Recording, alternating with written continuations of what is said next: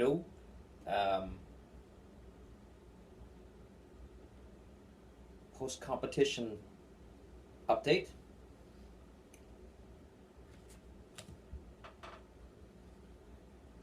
And some cat scratching. So I can get your purring online,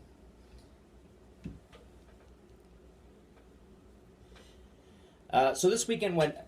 I said in a video a while ago, I think it was before Rob McCall, that I expected Rob McCall to be still a little rough and then have all the solos pretty much sorted out by provincials, to have much better results at provincials. That ended up happening. I was worried it wasn't going to happen because the solos since Rob McCall have not been leveling out at a consistently good level. They've still been going up and down. A lot of people have had worse solos leading into provincials than they had leading into Rob McCall. We also had, what's the issue here? You're not helping. We also had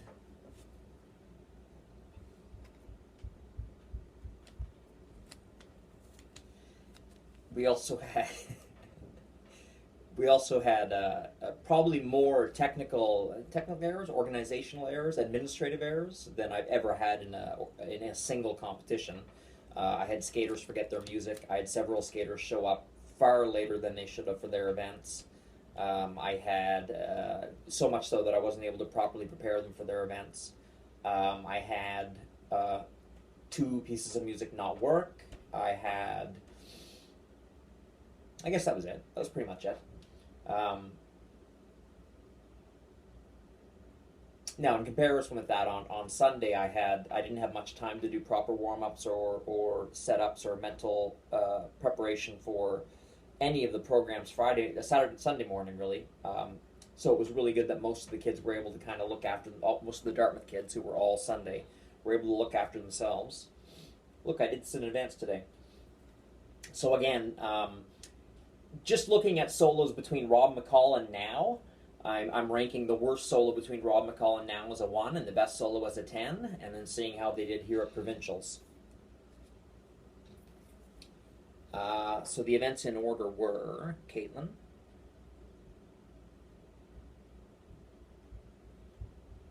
I think Caitlin was first. Yeah, Caitlin, Sandra, Jessica, Elisa, Rachel Interpretive, Nina, Becky, Madison, Rachel. Now I haven't gotten the transcripts from the last 3 events yet, even though they should have sent them to me. But let's go one by one here. So Caitlin skated, I believe, the best solo she's ever skated. Well, the best solo she skated in competition, for sure. But there were some issues with regression where I was still in the process of making constant choreographical changes, and at the competition she had forgotten the last several lessons we'd had on choreographical changes, so there's a little bit of solo regression. But she landed all her jumps, did all her spins, and I think she ended up with the second best report card I've ever had for star 1 to 4, with all golds and silvers, no bronzes, no merits, and ended up with a gold. I don't think I could put her solo at a 10. You know, speed-wise, presentation-wise, forgetting choreography, not holding landings.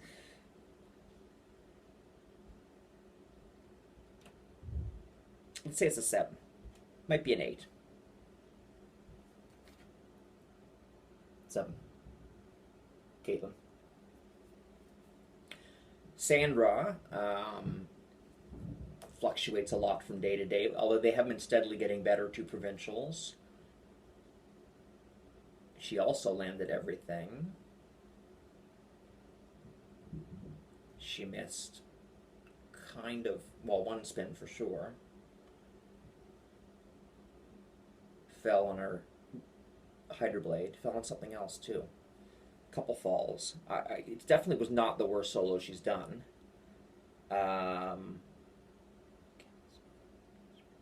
I'd still say it's above average. Let's call it a 6.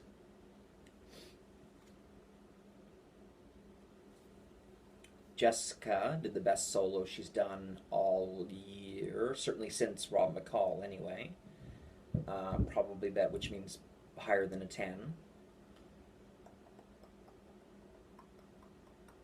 Let's call it an 11. Wasn't that much better. Slightly better than the best solo she's done since Rob McCall. Elisa remembered every element, did every element right. Didn't do the backspin all that good, but hasn't been doing that in practice, so that's totally expected.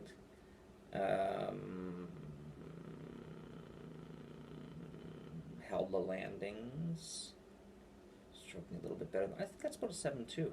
I was under the impression that this was going to be a much better competition than the previous one, but it might end up not being. Rachel's interpretive. She stumbled 3 times? Twice? 3 times? Normally it's 5 or 6 times, although she's really good at Rob McCall. I think I've seen 3 better solos since Rob McCall in practice, maybe. So it definitely wasn't a 10 or above a 10. I've seen a couple that were worse. Again, I'd probably put that around maybe a 7.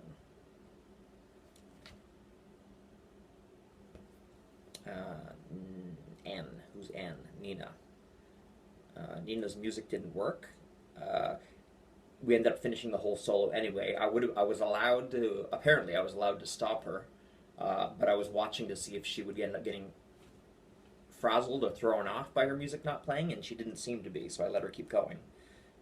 It was likely to frazzle her just as much having her stop in the middle, bring my iPhone over to the judges, bring it over to the music, and then go back and restart her program. That was more likely to cause more psychological damage than just letting her go without the music. Questionable.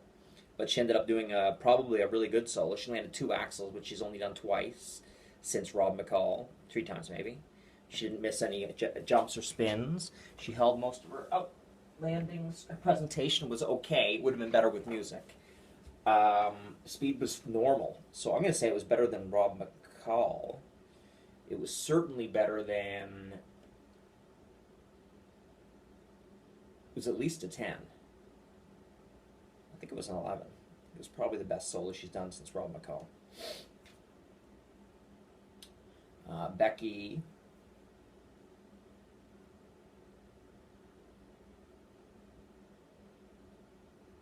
Not the worst solo she's done. She often misses the last sit spin, and she didn't. She occasionally misses the first spin, and she didn't. She often misses 1 and 2 axles. She did, so that's perfectly normal.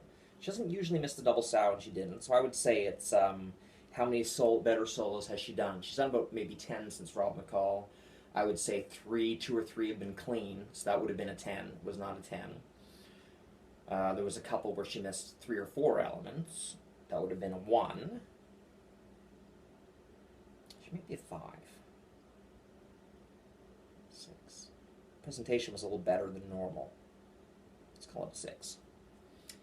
Madison she's only had 1 solo where she's landed both axles and double, I think, yes.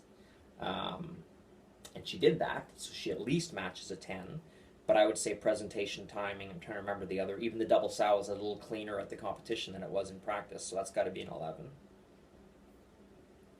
And then Rachel's solo. She landed both axles. She hasn't been doing that a lot recently. She did both spins. She hasn't been doing that a lot recently. Or she has a couple days where she couldn't do it. Is there anything other mistakes she usually did? She stumbled twice. She usually does do that. I'm going to say that's at least a 10. It's at least as good as the best solo she's done in the last 2 weeks. Let's call it a 10. I don't think it was a whole lot better. Tie's the best she's done in the last 2 weeks. So that still ends up being pretty good. Let's see what the average is. I think the average on the last one was 18.7. I think that's my recollection. It was 17 at Fall Skate, the average presentation of my kids. Oh, sorry, 7 point something. And then 8 point something at 8.3 or 8.7 at Rob McCall. So on this one we have 7, 6, 11, 7, 8, 11, 6, 11, 10 divided by 8 programs. 1, 2, 3, 4, 5, 6, 7, 8, 9. Should have been 9 programs. 1, 2, 3, 4, 5, 6, 7, 8. Oh, okay, right, 9. 10, 20, 30, 40, 47, 46, 50, 47, 54, 64, 65, 71, 78.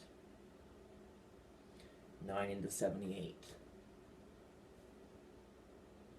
It's not 9 by 9, 9 by 8. 72. 16. 56. 45. 87.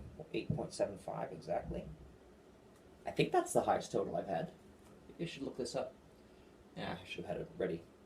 8.75 average execution for my kids. Again, I didn't have too many people averaging good solos leading up to this. Even the two that were very consistent leading up to Rob McCall, which were Becky and Nina, have had a lot of really bad solos between Rob McCall and here. Now Sandra's and Jessica's have been steadily getting better. Caitlin really hasn't shown any regular improvement. It's kind of spotty on and off. So I had no idea what hers was going to be like today. No, it's pretty good. Really, considering the lead up to it was kind of worrying to me. 8.75, and considering all the administrative errors and problems we had, an 8.75 execution from 1 to 10 is pretty, again, very, very good. I had very few people, nobody skate below average. Nobody even skate below their average skate in the last 3 weeks. Everybody had at least an average skate, if not much better than average skate. Anyway, the results were also very, very good. I had 2 golds, 2 gold standards, 2 silver standards, so no bronze or merit standards, and they gave out more bronzes at this competition than any other medal. They told me they had to actually order in from Halifax a second box of bronze ribbons because they were running out of bronze ribbons. And most of the tables I saw set out, if there was an 8-person group, there would be like 6 bronzes, a silver, and a gold. So the fact that my kids won 2 golds and 2 silvers is pretty good. And then on the second day with the Dartmouth kids, I had 4 kids that could qualify for Skate Atlantics next month, and all 4 of them did. That was kind of one of my upper end goals. I didn't really think it was going to happen, but it did, strangely enough. I think Madison had by far the highest score she's ever had in competition. I think Nina's had the highest score she ever had in competition. I think Becky's was only about a point lower than normal. Rachel's interpretive was a point lower than normal, which for an interpretive is not bad at all. She went from 27 to 26, which is not that, as far as a percentage, is not that big a decline. And her music shut off with 10 seconds left too, which might have affected the score slightly. Rachel's solo, I don't know what her score was or what her placing was. I suppose I could look that up too, but I don't know what that is. I suppose I'll find out as soon as I send this out.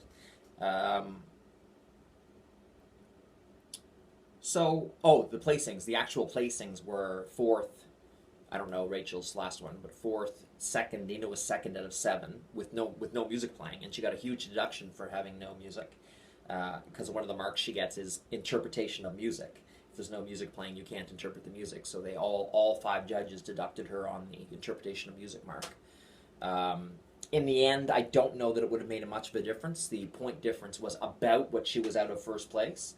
So she would have been neck and neck with the first place person. It's hard to say who would have come first or second. But she still had a high score, landed both axles. We accomplished every goal. You know, one of our goals coming in was not to have our music play the whole time.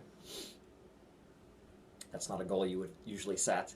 Becky placed 6th out of 16, I'm going to say. I think it was 16. And she needed to be in the top 6 to go to Skate Atlantic, so that was good. Madison came 2nd out of 16. And more importantly, of the 3 competitions she's done this year, this is the first one where she skated near the top of her range of execution, rather than near the bottom, or middle bottom. I think she was okay at fall skate, too. And Rachel skated, again, probably a little better than average, and ended up placing, I don't know what she placed. I don't know what her score was. I think that's it. So well, I should say going into Skate Atlantics, I have 3 skaters going. Rachel can't go because she has something else conflicting. But of the 3 skaters going, we have about a month to prepare, I think, maybe 3 weeks. Again, I have the information for that. I don't know what it is offhand. Which means it's roughly the same amount as we had between Rob McCall and and Provincials. So I kind of expect the same amount of improvement. That doesn't mean that all 3 of the kids are going to improve between now and skate better and get a higher score at Skate Atlantics than they had here. But I think the average should be the same or better. The average of those 3 was 11, 11, 6. What's the average of that? 22, 28 divided by 3 is 9.9 1/3. So they should be skating around a 9 out of 10. So between now and skate, and hopefully their skates in practice between now and Skate Atlantics will get stronger and better and more consistent. And then at Skate Atlantics, they'll be able to skate near the top of their execution. Therefore, their scores should all be higher. All their scores should be higher or around the same. Now, what that means at Skate Atlantics, I think that's more of an individual thing. Skate Atlantics is a little tough. It's a very tough competition. Same as Rob McCall, because they're competing against people from New Brunswick, and there are 3 or 4 very, very good competitive clubs in New Brunswick that are far better than the majority of clubs in Nova Scotia. Fredericton, St. John's, and... Sorry, not St. John. So Fredericton, Moncton, and there's a third one. I can't remember where it is, though. Kennebecasis? Anyway, there's a third one that usually gets good results in competitions. So they're likely to be against people who are doing the maximum elements for their level, which right now I only have Madison doing 2 doubles in star 5. So basically, if you don't skate clean, if you skate clean with slightly less than maximum points, you'll still do okay, very good, top third. So I'm kind of expecting roughly top third from all 3 of them, certainly top half. If they skate really bad and miss a couple elements, fluke elements, not top third, they'll drop pretty quickly down, because this is the top 6 skaters from every section, every area, Newfoundland, PEI, New Brunswick, and Nova Scotia. So you're up against, there's going to be about 18 to 20 in your event, and they're going to be the ones who could perform well enough at provincials to get here, which means the whole quality and consistency of the skating is going to be much, much higher than at provincials. Now, that doesn't mean a lot. It means if Madison and Nina, who won silver medals, skate roughly the same, the potential is they could still win a silver medal. But it's also possible they could skate the same, get the same score, and end up 4th or 5th. And if they don't skate the same, if they skate worse, they're likely to place significantly lower. Now, because they were in the top of the groups of provincials, even out of those 6 skaters that are going, I don't expect them to be at the bottom of the group, because they have at least 4 skaters in the province that are going, that they can beat. And similar should be, anyway, I'm rambling. That's it. Bye.